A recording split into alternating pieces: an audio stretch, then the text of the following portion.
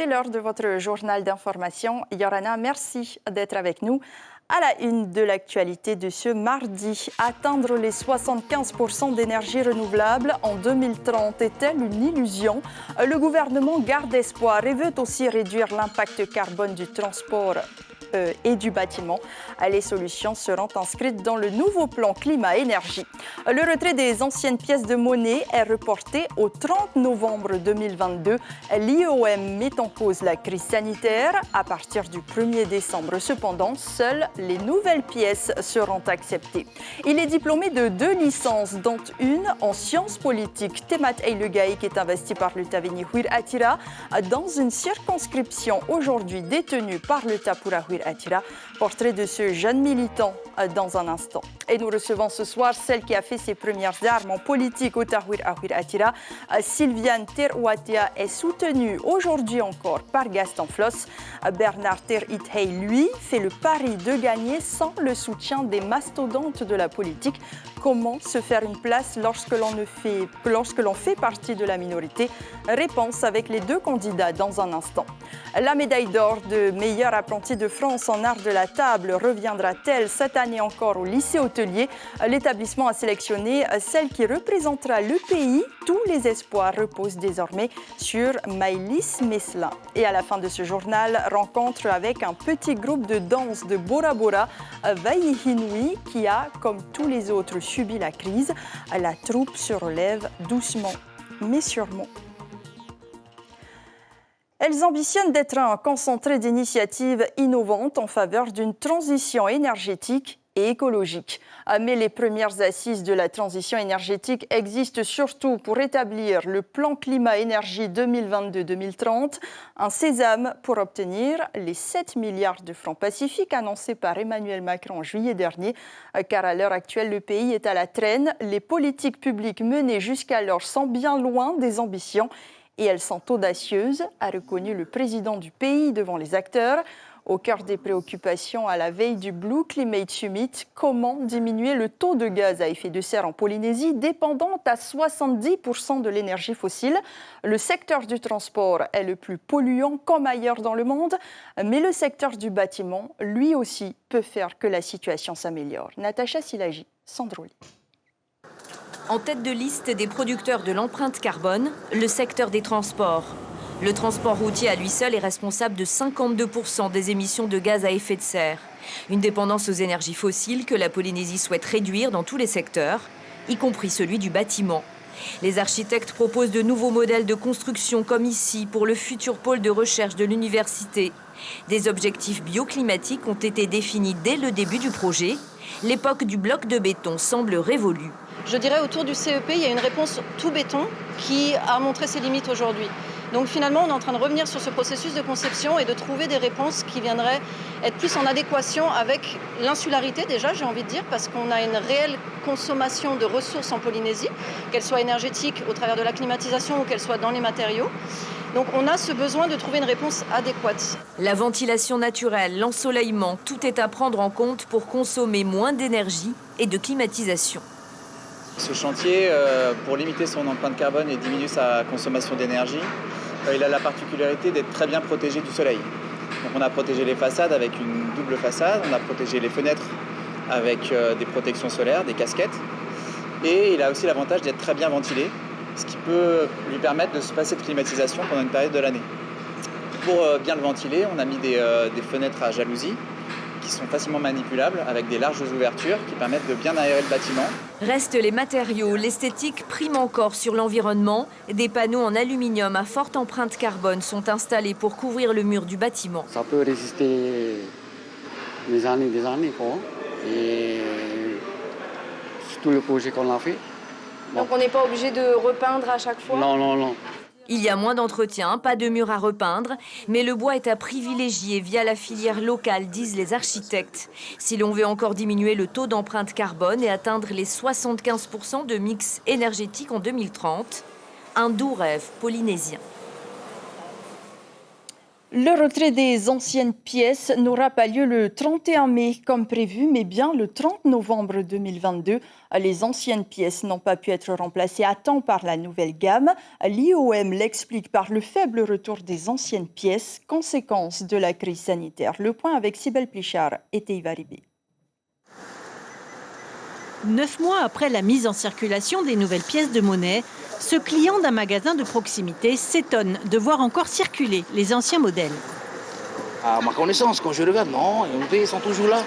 Je reçois toujours des anciennes pièces, quoi. Hein. Oui, les 100 francs et tout, quoi. Il y en a toujours. Et c'est gênant? Non, pas vraiment, non. Non, ça reste des pièces. Hein. La fin de la double circulation était prévue le 31 mai. Finalement, elle sera prolongée de 6 mois. Un effort supplémentaire pour les commerçants, mais ils se montrent plutôt compréhensifs. Il faut s'adapter, on ne peut pas faire autrement et ça permettra justement aux personnes qui n'ont pas pu écouler leurs pièces de le faire. C'est bien d'un côté parce qu'à un moment donné, c'est un peu stressé justement d'avoir les deux monnaies à jongler entre les deux. Les gens sont un peu perdus avec les anciennes, les nouvelles. Façon de cacher, des fois qu'on a besoin de monnaie, même la banque n'arrive pas à fournir les nouvelles pièces. En 20 francs, en 100 francs. Ils nous ramènent encore des vieilles pièces, donc je ne sais pas comment ils marchent, mais voilà. Finalement, c'est eux qui ne sont pas prêts a priori. Exact, voilà. Donc on fait avec. Il faut dire qu'à l'apparition des nouveaux formats, l'IOM a observé un engouement très fort de la population. Les stocks se sont vite réduits. Problème, ces pièces sont fabriquées à Pessac, près de Bordeaux. La crise sanitaire a perturbé leur acheminement. Nous avons rencontré les mêmes difficultés que les commerçants importateurs qui importent en Polynésie française des denrées alimentaires.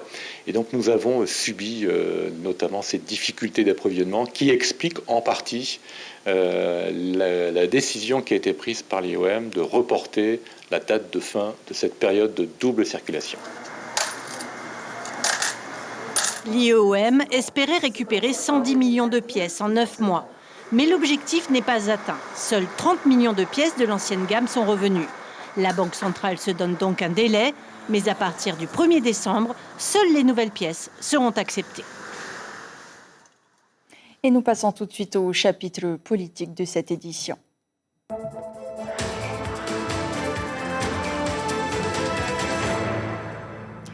Ils veulent réformer le système politique local. Une priorité pour les 3 candidats de Ahireya Porinetia, Félix Tokorani, Nicole Sanker et Nui Haulori veulent refondre le statut d'autonomie pour limiter les mandats électoraux, mais surtout la réduction du nombre des représentants à l'Assemblée.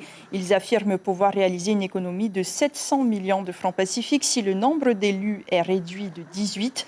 Celle qui se représente à sa propre succession tire un bilan plutôt positif de son mandat. Nicole Sanker répond à Teiva Ribé. J'ai un bilan plutôt positif car je crois qu'on oublie souvent que les députés ne sont pas là que pour porter la voix du gouvernement, mais aussi pour corriger les injustices et les discriminations que les Polynésiens subissent. Qu'est-ce qui t'a marqué pendant les 5 ans à l'Assemblée nationale? Alors ce qui m'a marqué, vous savez, ce mandat a été vraiment pris par l'urgence sanitaire, puisque pendant 3 ans, nous avons beaucoup discuté de ça à l'Assemblée. Mais un élément très marquant a été l'accompagnement des résidents bloqués quand la Polynésie a décidé de fermer les frontières. Et on peut célébrer aujourd'hui la mise en place du premier avion de continuité territoriale pour ramener nos familles polynésiennes ici au Fénois. Nicole Sanker qui se présente dans la 2e circonscription. Et c'est justement à ces candidats que la parole est donnée dans votre émission L'Invité Café cette semaine. Demain, Ibrahim Ahmedazi et Carlos Natua recevront Tati Salmon, candidat de Heyura Liver, et Tepuaror Iter Itei du Tapura Huir Atira.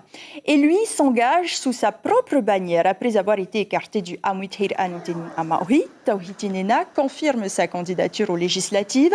Il se positionne comme il l'avait souhaité dans la première circonscription.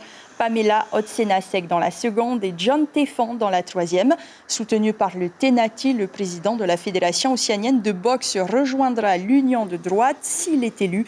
On l'écoute, il est interrogé par Teiva Ribé. L'intérêt déjà, c'est comme les présidentielles, il faut qu'on soutienne un candidat, il faut voter, il faut se présenter. Nous avons soutenu des candidats lors des dernières présidentielles. Pour les législatives, nous sommes convaincus qu'il faut se présenter également. Concernant être dans l'opposition, on voit qu'au niveau des sondages, on n'est pas certain que le gouvernement actuel ait la majorité au niveau de l'Assemblée nationale. Donc s'ils n'ont pas la majorité, il va bien falloir composer avec l'opposition. Et ça serait intéressant pour nous de faire passer des lois, de faire passer également des messages pour qu'on puisse réellement développer notre pays. Et nous rappelons que la période du dépôt des candidatures se clôturera le 13 mai à 18h. Et après quelques mois de suspense, ce n'est qu'en avril dernier qu'elle a été désignée pour représenter le parti de Gaston Flosse dans la 3e circonscription. Je vous parle évidemment de Sylviane Tiruatea. Sylviane Yorana. Yorana, Yata, Yorana, Nun Alfar, Umereatawa. Merci d'être sur le plateau de Polynésie la Première. Alors, vous dites que vous vous basez sur votre expérience en tant que président de l'Association des communes et collectivités d'outre-mer. Tout le monde ne sait pas forcément ce que vous avez réalisé, honnêtement, durant deux mandatures, donc 4 années au total. Est-ce que vous pouvez nous donner 2 exemples concrets de dossiers que vous avez portés et qui ont abouti ? Alors, nous avons porté, j'ai été président de l'association des maires des collectivités communes d'outre-mer pendant 2 mandats. Nous avons porté le dossier de la continuité territoriale. Vous savez qu'on se réunit, c'est un bassin plus grand, l'outre-mer. Et donc, on a porté des résolutions après les congrès, les différents congrès que nous avons tenus dans tous les territoires, qui ont été portés à l'Association des maires de France et qui ont abouti. Donc, nous avons soutenu la continuité territoriale dans les Outre-mer. Et aujourd'hui, je suis ravie puisque nous avons été jusqu'au bout. D'autres projets de portée internationale que nous avions portés, donc c'est bien sûr la protection des emplois, la protection et l'assurance des élus. Donc, nos élus ne sont pas en sécurité aujourd'hui dans leurs fonctions. Donc, nous avons sécurité sociale. Sécurité sociale, sécurité aussi de toutes les fonctions que nous avions au sein d'un élu, puisque nous prenons des responsabilités, mais derrière, nous avons la pénalité. Et donc, au sein de la CCDOM, nous avions porté aussi ce dossier. Et aujourd'hui, nous avions réalisé cela. Et c'est vrai que ce n'est pas facile. Mais en tant que président de la CCDOM, je connais bien ce réseau et en tant que députée dans le futur, j'utiliserai ce vivier de l'outre-mer et pour porter des lois de notre pays. Aujourd'hui, le Amiter Anotenun Amahoy défend en priorité le statut État souverain associé à la France, puisque aujourd'hui, le statut de l'autonomie interne que nous vivons aujourd'hui est arrivé à son terme. Alors, et donc, nous devons le faire évoluer. Justement, vous avez soutenu Éric Zemmour à la présidentielle et Marine Le Pen ensuite. Ils n'ont pas été élus. Ça va être compliqué de défendre vos dossiers à l'Assemblée nationale et notamment celui de pays associés, justement. Alors, nous n'avons pas soutenu Éric Zemmour, nous avons soutenu au premier tour Valérie Pécresse et au deuxième tour, nous avons soutenu Marine Le Pen.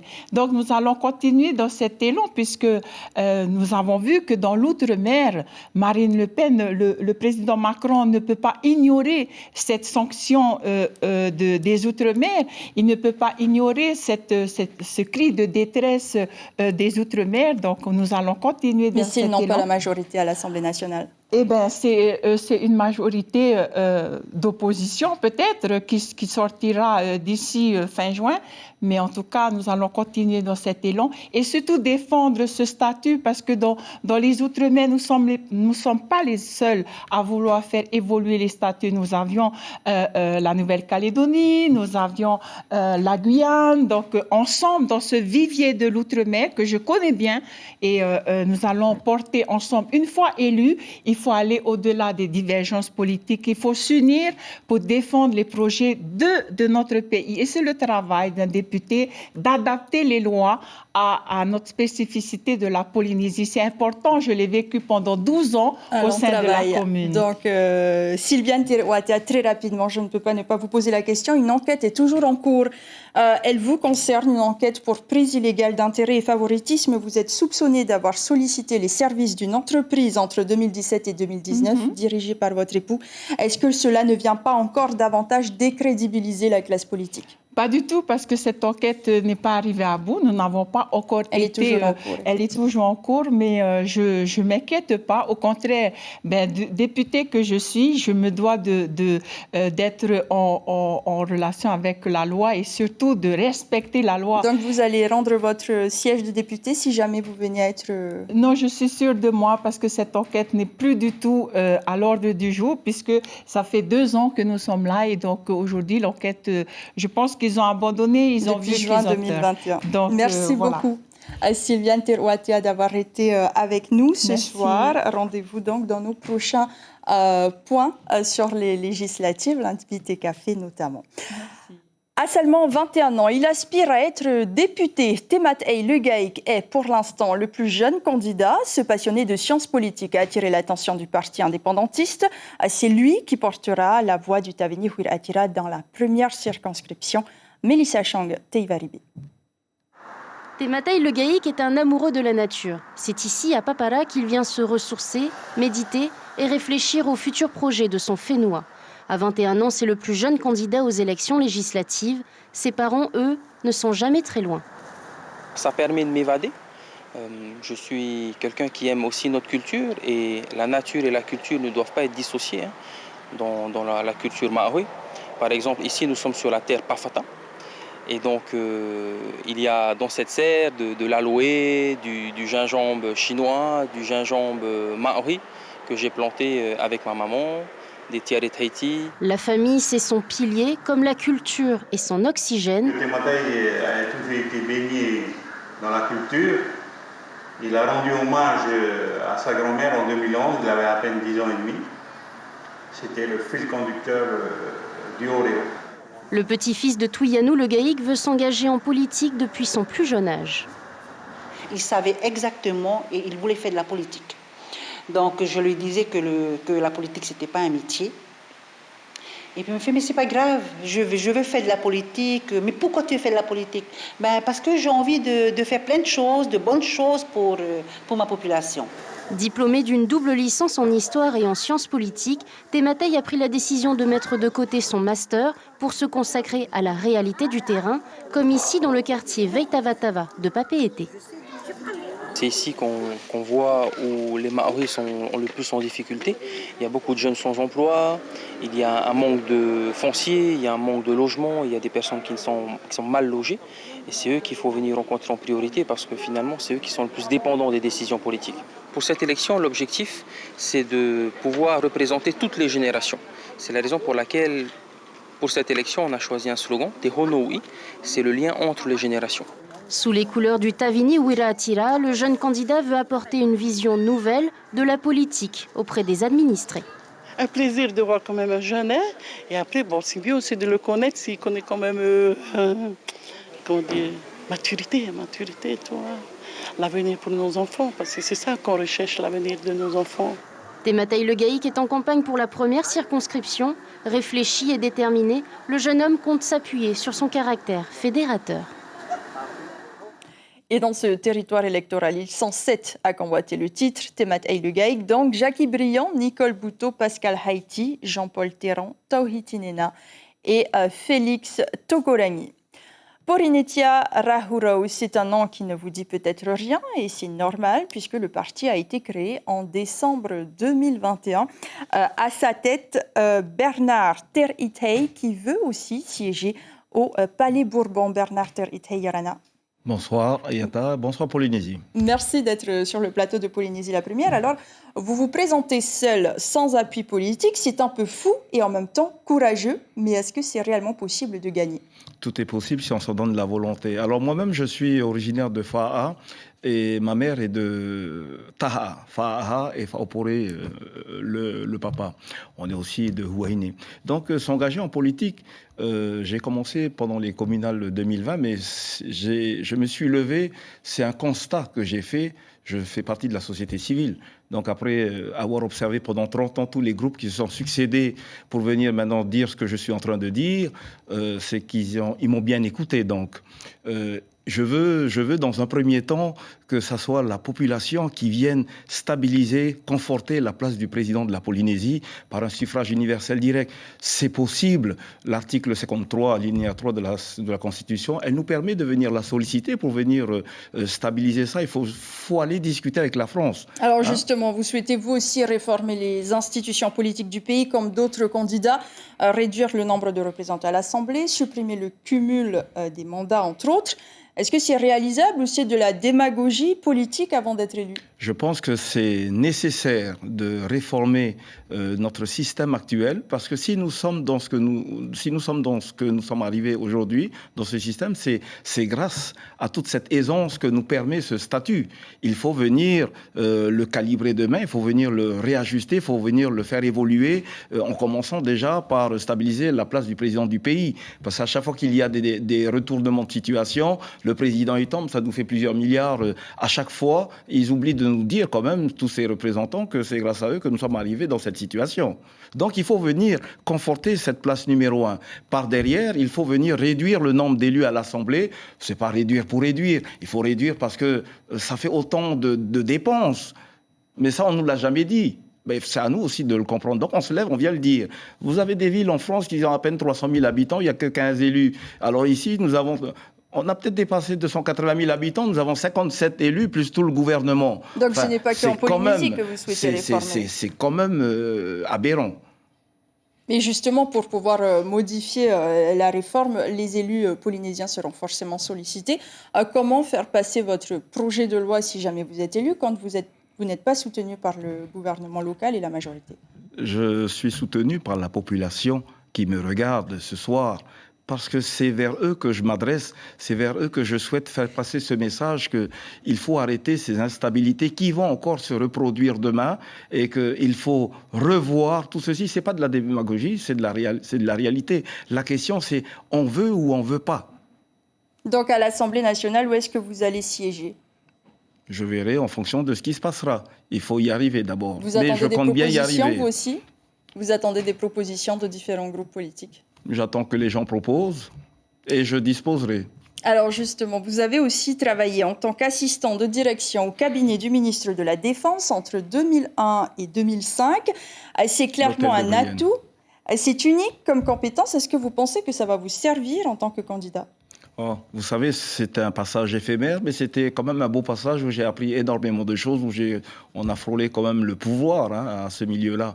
J'ai travaillé également à la délégation de la Polynésie en tant qu'assistant du délégué, donc je connais le rouage, je connais l'Assemblée nationale dans l'ombre.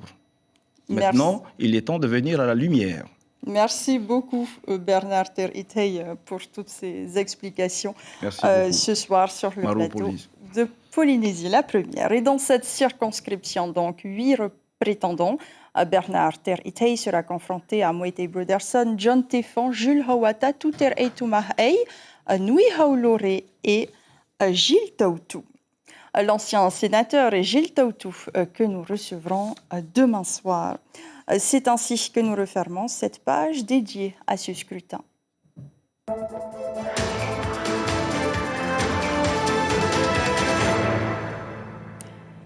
4 heures de sélection et 7 épreuves. L'art de la table est une affaire d'élite au lycée hôtelier de Pun Awia. La sélection pour le concours de meilleur apprenti de France est exigence. 2 jeunes filles se sont pliées à l'exercice. L'une d'elles partira à Paris avec un challenge, faire aussi bien que Kylie, médaillée dans cette spécialité où la polyvalence est une obligation. Stéphane Ratino et Jacques Damour.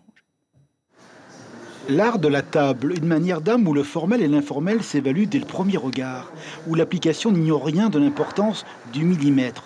Tout doit être finesse, géométrie. Le regard des professeurs pétille, elles portent des yeux leurs 2 jeunes élèves. Bien servir, bien guider sous la lumière d'un jury, c'est un combat avec soi-même pour faire taire le stress. Soulagée comparé à ce matin. Avec beaucoup de stress, ce matin on est arrivé, mais maintenant tout va mieux. Elle commence à se mettre dans l'idée des épreuves. Il y a une atmosphère un peu stressée, c'est normal, puisqu'il y a l'appréhension de découvrir les différents types de sujets et de tous les entraînements qui ont été mis en place portent leurs fruits aujourd'hui. cette épreuve, du tout et du semblable, des connaissances encyclopédiques, un savoir gastronomique, mais fruits cocktail et puis la manière de dire, cette volupté des mots, pareil à la cuisse d'un vin, le voyage du client. L'art de la table, c'est Hercule et Épicure. Épicé. Elles ont des compétences multiples, des compétences commerciales, des compétences de dextérité, de la gestuelle, du savoir-être, du savoir-faire. C'est vraiment très compliqué. Même aussi loin en Polynésie française, c'est possible de mettre en avant les métiers du service et de l'art du service à la française, et qu'on peut aussi apporter notre touche polynésienne à travers le service à la française. La touche française et la médaille d'or du meilleur apprenti de France sont un passeport, un sésame. Alors le lycée hôtelier pousse à l'excellence. Les plus grands hôtels s'arrachent ces jeunes potentiels. L'expérience de l'élève médaillé l'an dernier a été émulation à Punaouia. Cette participation au concours et bien sûr la médaille d'or qu'elle a réussi à avoir lui a permis d'avoir des cartes et des propositions de tous les plus grands palaces sur Paris, de tous les plus grands restaurants, donc le Grand Véfour, la Tour d'Argent, le Bristol, le Ritz. Donc c'est vraiment un beau chemin qui se prépare pour Maëlys. Maëlys a eu une médaille d'or départementale. Mais là, en plus, une médaille d'or régionale. Maëlys partira à Paris pour la finale nationale à l'hôtel Meurice. Sa copine Nathalie a une médaille de bronze. Apprenti, le plus bel état du monde quand on fait les choses au millimètre. La suite de notre série à Bora Bora ce soir, on va s'intéresser à un petit groupe de danse de quartier qui fait des miracles. Durement touchée par la crise, la troupe Vaihinui se relève et recommence à danser dans les hôtels. La chef de groupe a dû se reconvertir dans l'immobilier à Tahiti pour s'en sortir quand son groupe ne dansait plus. Elle revient aujourd'hui chez elle, à Bora Bora, pour relancer son activité directement liée au tourisme. Natacha Silagi, Mirko Vanfo.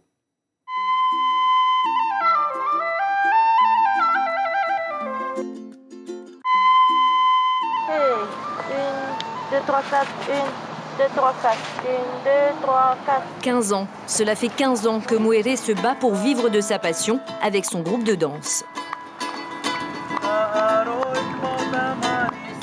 Depuis 3 ans, les répétitions ont lieu ici en plein air. C'est mieux que rien.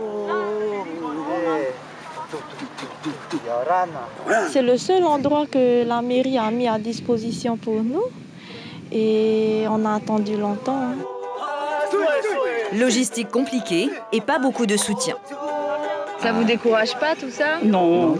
Vous êtes obligé de vous organiser tout seul, de faire en plus de votre travail, vous n'avez pas d'aide, vous êtes toujours là. On s'organise, oui. La polyvalence, une ultra nécessité pour la survie du groupe.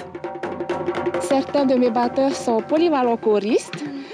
Donc, et même nos danseurs-danseuses se doivent de savoir chanter. Il faut tout savoir tout faire. C'est ça. Et il faut être vaillante et constante. Moéré a réalisé seul 300 costumes, dont une partie est stockée dans le centre-ville. Des tenues de spectacle qui doivent être étendues et rafistolées avant chaque représentation.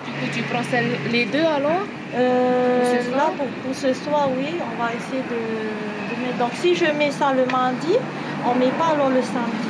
Même si on a dispatché, on a énormément de costumes encore. Il y a presque une dizaine de bacs à l'intérieur. C'est du boulot pour les choses, énorme. C'est énorme. C'est un boulot qu'on ne soupçonne même pas.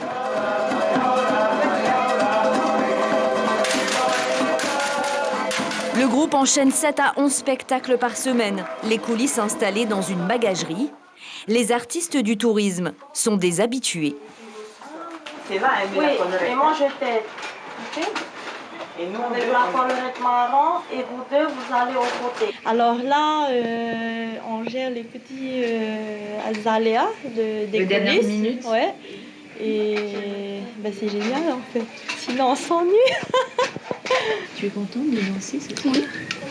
Oui, je suis complètement contente. Carrément. Parce que j'aime la danse. Jiménéao n'a pas menti. Elle aime danser. Et les touristes de ce petit hôtel qui affiche complet ne s'y sont pas trompés.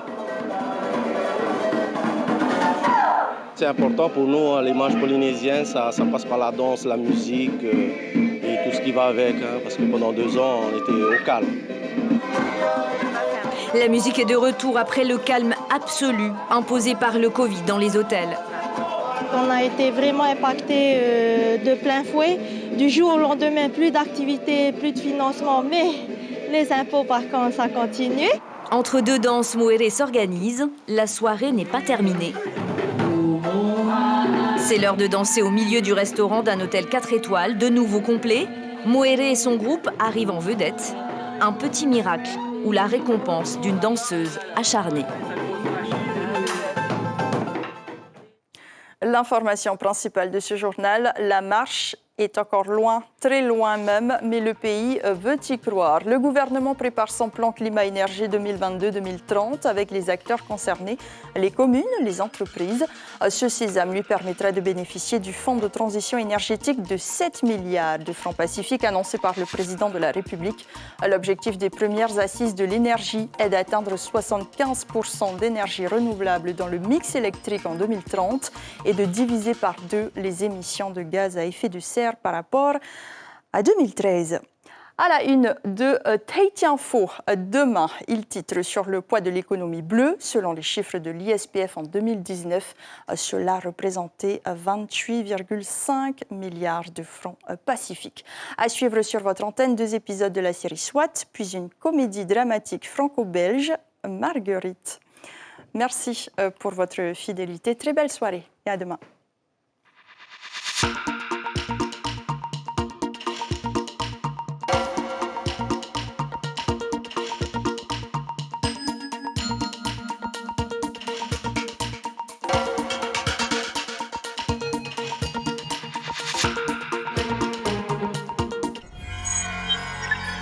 Retrouvez ce programme en replay sur notre site internet. L'information en continu sur Polynésie la première, internet et réseaux sociaux.